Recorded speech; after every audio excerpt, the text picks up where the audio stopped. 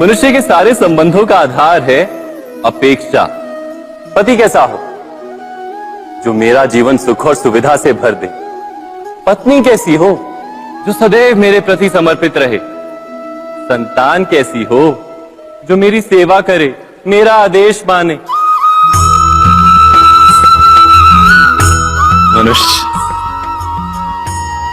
मनुष्य उसी को प्रेम भी कर पाता है जो उसकी अपेक्षा पूर्ण करता है। और अपेक्षा की तो नियति है भंग होना। कैसे? क्योंकि अपेक्षा मनुष्य के मस्तिष्क में जन्म लेती है। कोई अन्य व्यक्ति उसकी अपेक्षाओं के बारे में जान ही नहीं पाता। पूर्ण करने की प्रामाणिक इच्छा हो तब भी कोई मनुष्य किसी की अपेक्षाओं को पूर्ण नहीं कर पाता। और वहां से जन्म लेता है संघर्ष। सारे संबंध संघर्ष में परिवर्तित हो जाते। पर मनुष्य अपेक्षा को संबंध का आधार ना बनाए और स्वीकार करे केवल संबंध का आधार, तो क्या ये जीवन स्वयमेव सुख और शांति से नहीं भर जाएगा? स्वयं विचार कीजिएगा।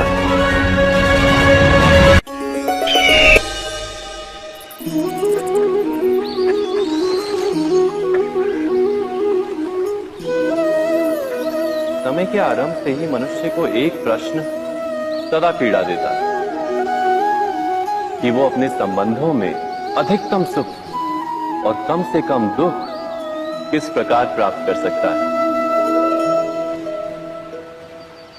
क्या आपके सारे संबंधों ने आपको संपूर्ण संतोष दिया है? विचार कीजिए। हमारा जीवन संबंधों पर आधारित है। हमारी सुरक्षा संबंधों पर आधारित है।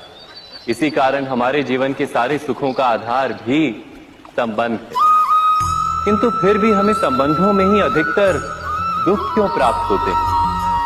सदा ही संघर्ष भी संबंधों से ही उत्पन्न क्यों हो जाते हैं? कभी विचार किया है? जब कोई व्यक्ति किसी अन्य व्यक्ति के विचार अथवा कार्य को स्वीकार नहीं करता, उसमें परिवर्तन करने का प्रयत्न करता है, तो संघर्ष जन्म लेता है। अर्थात जितना अधिक अस्वीकार उतना ही अधिक संघर्ष, और जितना अधिक स्वीकार उतना ही अधिक सुख। क्या ये वास्तविकता नहीं? यदि मनुष्य स्वयं अपनी अपेक्षाओं पर अंकुश रखे, अपने विचारों को परखे, किसी अन्य व्यक्ति में परिवर्तन करने का प्रयत्न ना कर स्वयं अपने भीतर परिवर्तन करने का प्रयास करे, तो क्या संबंधों में संतोष प्राप्त करना इतना कठिन? अर्थात क्या स्वीकार ही संबंध का वास्तविक अर्थ नहीं?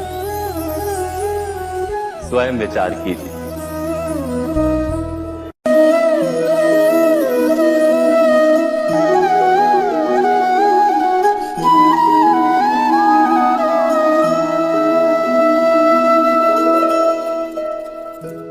जब किसी व्यक्ति को किसी घटना में अन्याय का अनुभव होता है, तो वो घटना उसके अंतर को झकझोर देती। समस्त जगत उसे अपना शत्रु प्रतीत होता है। अन्याय लगने वाली घटना जितनी बड़ी होती है, मनुष्य का हृदय भी उतना ही अधिक विरोध करता है। उस घटना के उत्तर में वो न्याय मांगता है, और ये योग्य भी है। वास्तव में समाज में किसी भी प्रकार का अन्याय व्यक्ति की आस्था और विश्वास का नाश है। किंतु ये न्याय क्या है? न्याय का अर्थ क्या है? अन्याय करने वाले को अपने कार्य पर पश्चाताप हो और अन्याय भुगतने वाले के मन में फिर से विश्वास जगे समाज के प्रति। इतना ही अर्थ है ना न्याय का। किंतु जिसके हृदय में धर्म नहीं होता, वो न्याय को छोड़कर बैर और प्रतिशोध को अपनाता है। हिंसा के बदले प्रतिहिंसा की भावना लेकर चलता है। स्वयं भोगी हुई पीड़ा से कहीं अधिक पीड़ा देने का प्रयत्न करता है और इस मार्ग पर चलते अन्याय को भुगतने वाला स्वयं अन्याय करने लगता है। शीघ्र ही वो अपराधी बन जाता है, अर्थात न्याय और प्रतिशोध के बीच बहुत कम अंतर होता है और इसी अंतर का नाम है धर्म। क्या ये सत्य नहीं? स्वयं विचार कीजिए। दो व्यक्ति जब निकट आते हैं तो एक दूसरे के लिए सीमाएं और मर्यादाएं निर्मित करने का प्रयत्न अवश्य करते हैं। हम यदि सारे संबंधों पर विचार करें तो देखेंगे कि इन सारे संबंधों का आधार यही सीमाएं हैं जो हम दूसरों के लिए निर्मित करते हैं। और यदि अनजाने में भी कोई अन्य व्यक्ति इन सीमाओं को तोड़ता है तो उसी क्षण हमारा हृदय क्रोध से भर जाता है। इन सीमाओं का वास्तविक रूप क्या है? क्या हमने कभी विचार किया? सीमाओं के द्वारा हम दूसरे व्यक्ति को निर्णय करने की अनुमति नहीं देते, अपना निर्णय उस व्यक्ति पर थोपते, अर्थात किसी की स्वतंत्रता का अस्वीकार करते हैं। और जब स्वतंत्रता का अस्वीकार किया जाता है तो उसका हृदय दुख से भर जाता है और जब वो सीमाओं को तोड़ता है तो हमारा हृदय क्रोध से भर जाता है। क्या ऐसा नहीं होता?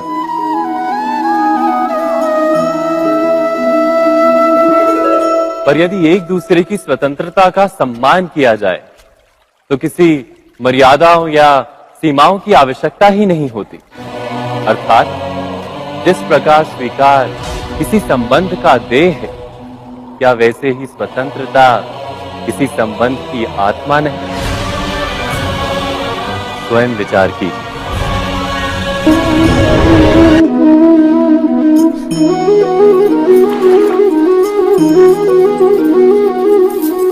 पिता सदा ही अपने संतान के सुख की कामना करते हैं, उनके भविष्य की चिंता करते रहते हैं।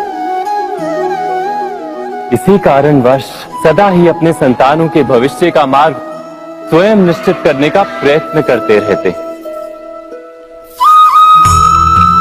जिस मार्ग पर पिता स्वयं चला है, जिस मार्ग के कंकर पत्थर को स्वयं देखा है, मार्ग की छाया, मार्ग की धूप को स्वयं जाना है, उसी मार्ग पर उसका पुत्र भी चले, यही इच्छा रहती है हर पिता की। निसंदेह उत्तम भावना है ये,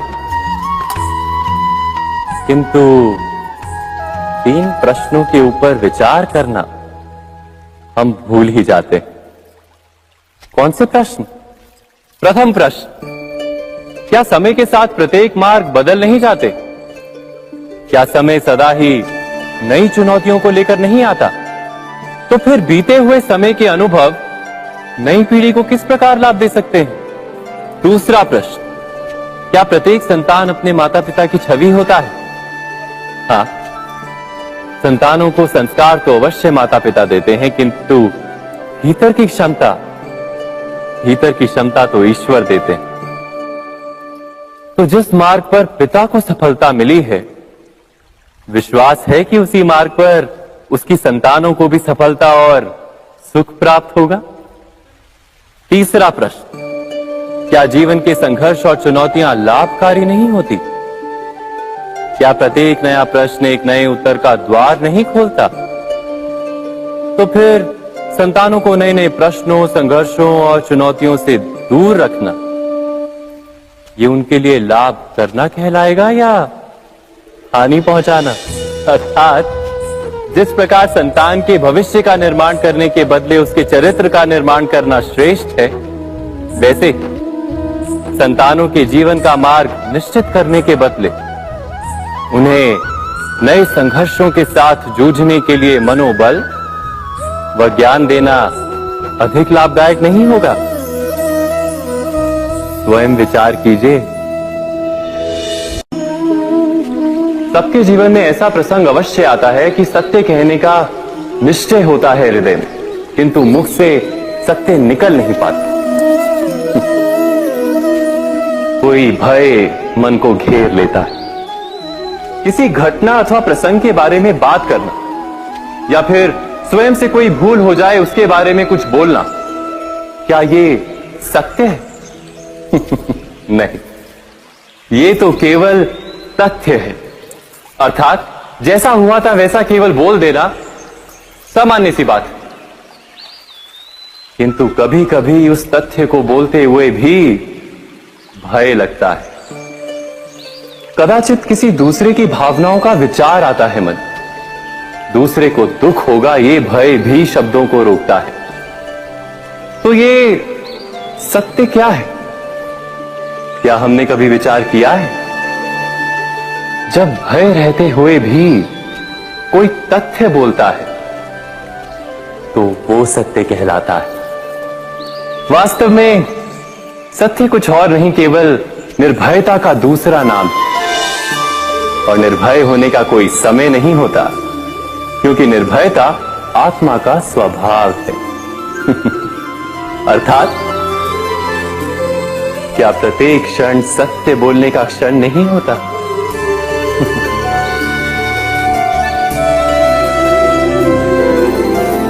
स्वयं विचार कीजिए। जब भी किसी की आशा और इच्छा भंग होती है तो उसका हृदय क्रोध से भर जाता है। जिस व्यक्ति को वो अपना अपराधी समझता है उसे दंड देने का प्रयत्न करता है। पर क्या हमारी इच्छा या आशा का भंग होना क्या सदा ही किसी का अपराध होता है?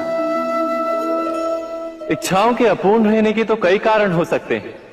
कुछ तो संजोग के कारण अधूरी रह जाती हैं और कुछ नियति के कारण। और कभी कभी इच्छाओं का स्वरूप ही ऐसा होता है कि वो पूर्ण नहीं हो पाती। बिना परिस्थिति पर विचार किए किसी को अपराधी मान लेना न्याय नहीं, प्रतिशोध है। न्याय का आधार तो दया है, करुणा है, और प्रतिशोध का आधार क्रोध, अहंकार। अर्थात हृदय में करुणा धारण किए बिना किसी के अपराध के विषय में विचार करना, किसी को दंड देना, क्या अपने आप में ही अन्याय नहीं? स्वयं विचार कीजिए।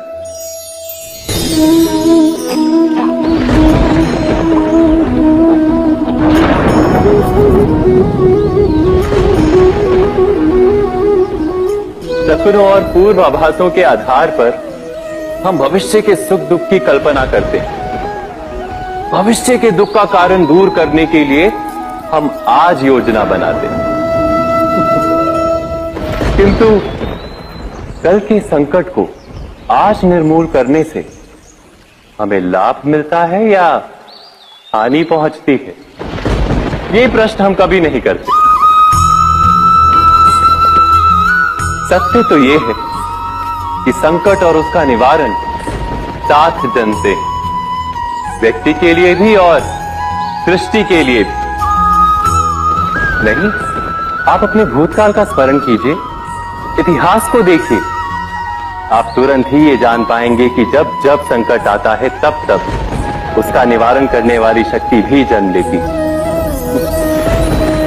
यही तो जगत का चलन है। वस्तुतः संकट ही शक्ति के जन्म का कारण है। प्रत्येक व्यक्ति जब संकट से निकलता है तो एक पद आगे बढ़ा होता है, अधिक चमकता है, आत्मविश्वास से अधिक भरा होता है, न केवल अपने लिए अपितु विश्व के लिए भी। क्या ये सत्य नहीं? वास्तव में संकट का जन्म है एक अवसर का जन्म, अपने आप को बदलने का, अपने विचारों को ऊंचाई पर करने का अवसर, अपनी आत्मा को बलवान और ज्ञान मंडित बनाने का अवसर। जो ये कर पाता है उसे कोई संकट नहीं होता, किंतु जो ये नहीं कर पाता वो तो स्वयं एक संकट है विश्व के लिए। विचार कीजिए।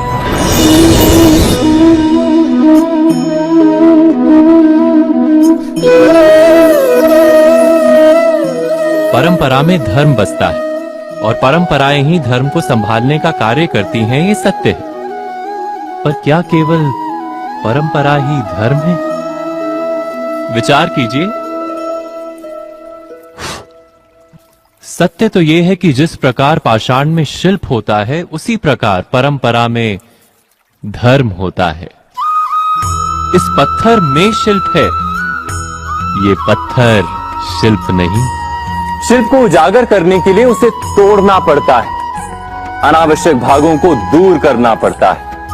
ठीक उसी प्रकार परंपराओं में धर्म ढूंढना पड़ता है। जिस प्रकार इंद्र पूजा की परंपरा को तोड़कर गोवर्धन पूजा का धर्म ना ढूंढा जाता, तो यादवों को उनकी मुक्ति का मार्ग नहीं मिल पाता। अर्थात परंपरा को पूर्णता छोड़ देने वाला धर्म से वंचित रह जाता है, और परंपरा का अंध अनुकरण करने वाला भी धर्म को प्राप्त नहीं कर पाता। कहते हैं हंस के पास नीर क्षीर विवेक होता है।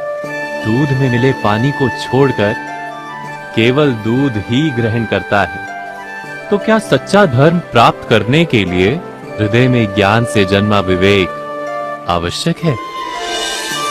और ऐसे विवेक के बिना जिसे धर्म मान भी लिया जाए, जो वास्तव में धर्म ना भी हो, ऐसा भी तो हो सकता है। स्वयं विचार कीजिएगा।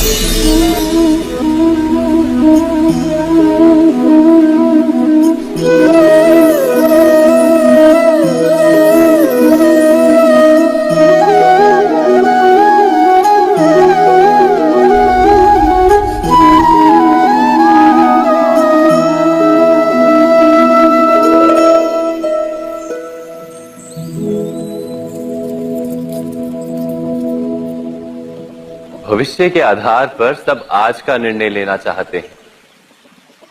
भविष्य में सुख मिले, भविष्य सुरक्षित हो, ऐसे निर्णय आज लेने का प्रयत्न रहता है सबका। आप अपने जीवन को देखिए। क्या आपके अधिकतर निर्णय के पीछे भविष्य का विचार नहीं होता? और हो भी क्यों ना। अपने जीवन को सरल और सुखमय बनाने का प्रयत्न करने का अधिकार सबका है। पर भविष्य तो कोई नहीं जानता, केवल कल्पना ही की जा सकती है। तो जीवन के सारे महत्वपूर्ण निर्णय कल्पनाओं के आधार पर ही करते हैं हम। क्या निर्णय करने का कोई तीसरा मार्ग हो सकता है? विचार कीजिए। सारे सुखों का आधार धर्म है, और वो धर्म मनुष्य के हृदय में बसता है।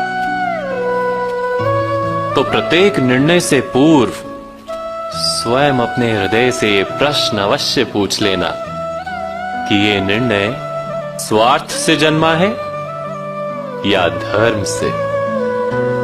क्या इतना पर्याप्त नहीं? भविष्य के बदले धर्म का विचार करने से क्या भविष्य अधिक सुखपूर्ण नहीं होगा? स्वयं विचार कीजिए। व्यक्ति को जब उसके अपराध का दंड मिलता है, तब कभी कभी उस न्याय को देखकर मन कचोटता है। प्रश्न उठता है हृदय में कि जब वो अपराध हुआ था, तब व्यक्ति भिन्न था। उसके पश्चात उसने इतने पश्चाताप किए, स्वयं में इतना परिवर्तन किया, फिर उसे दंड क्यों मिले? पर जहां आघात होता है, वहां प्रत्याघात भी होता है। जैसा कर्म वैसा फल। यदि किसी को प्रेम दोगे तो सुख प्राप्त होगा, यदि किसी की हत्या करोगे तो मृत्यु दंड मिलेगा। जैसा कार्य वैसा ही न्याय। तो फिर प्रायश्चित और पश्चाताप का कोई मूल्य नहीं है? अवश्य है मूल्य। प्रायश्चित और पश्चाताप मनुष्य की आत्मा को बलवान करता है। आने वाले दंड को स्वीकार करने के लिए मनुष्य को तैयार करता है। अर्थात बिना प्रायश्चित के दंड स्वीकार करने का कोई मूल्य है? स्वयं विचार कीजिए।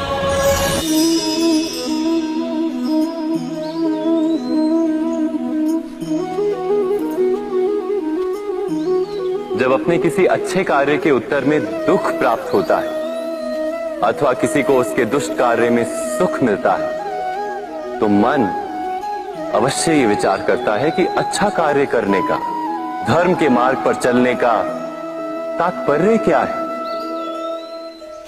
पर दुष्ट आत्मा को क्या प्राप्त होता है ये भी देखिए। दुष्टता करने वाला हृदय सदा चंचल रहता है, अकुलाता रहता है। मन में सदा नए नए संघर्ष उत्पन्न होते हैं। अविश्वास उसे जीवन भर दौड़ाता है। क्या ये सुख? जबकि धर्म पे चलने वाले, अच्छा कार्य करने वाले, सच्चरित्र व्यक्ति का हृदय शांत रहता है। परिस्थितियां उसके जीवन के सुख में बाधा नहीं बनती। समाज में सम्मान और मन में संतोष रहता है सदा। अर्थात अच्छा बर्ताव भविष्य में किसी सुख का मार्ग नहीं। अच्छा बर्ताव स्वयं सुख अथवा बुरा बर्ताव भविष्य में किसी दुख का मार्ग नहीं। अधर्म उसी क्षण दुख उत्पन्न करता है। धर्म से सुख नहीं, धर्म स्वयं।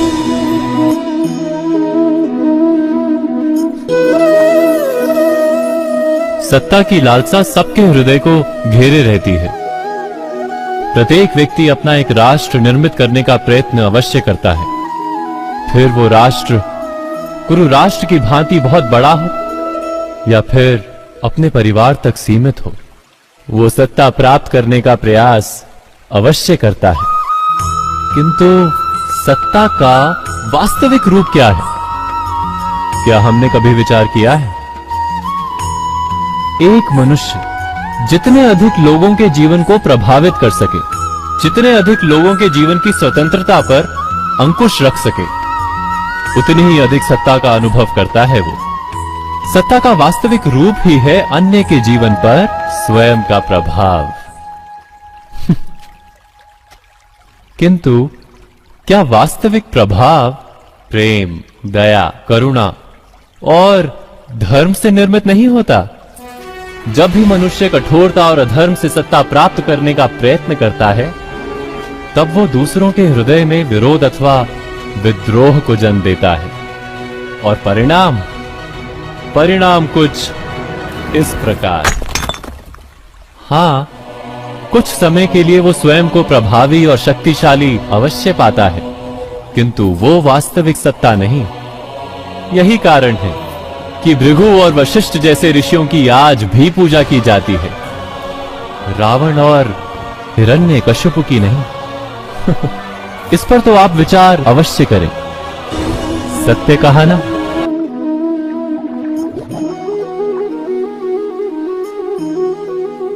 इस संसार में आने वाला प्रत्येक बालक संपूर्णतः संस्कार रहित होता है। उसके अंतर पर ना किसी अच्छे संस्कार के चिन्ह अंकित होते हैं, ना ही बुरे संस्कार के। अर्थात जन्म से बालक में ना कोई गुण होता है और ना ही कोई दोष। तो ये दोष अथवा गुण किस प्रकार प्राप्त होते हैं? क्या हमने कभी विचार किया है? जो बात माता पिता के मुख से निरंतर सुनी जाती है, वही बात उनकी संतानों के हृदय का संस्कार बनती है। जैसे किसी गांव में नदी तट तक एक पगडंडी बन जाती है केवल उस मार्ग पर बार बार चलने के कारण। अर्थात माता पिता के हृदय की इच्छाएं उनकी संतानों के हृदय का दोष अथवा गुण बनकर जन्म लेती हैं। क्या ये सत्य नहीं? पर फिर भी जब उनकी संतानों में कोई दोष दिखाई देता है, तो माता पिता आश्चर्य और दुख से भर जाते हैं। माता पिता का हृदय ये प्रश्न करता है कि उनकी संतानों में ये कुसंस्कार आए कहां से?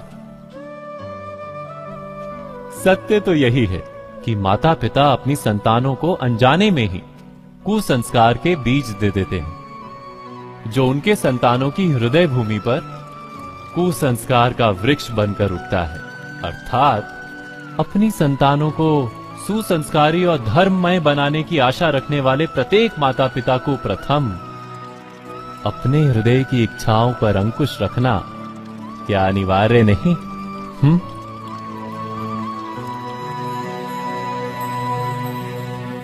प्रत्येक माता पिता इस पर विचार अवश्य कीजिएगा।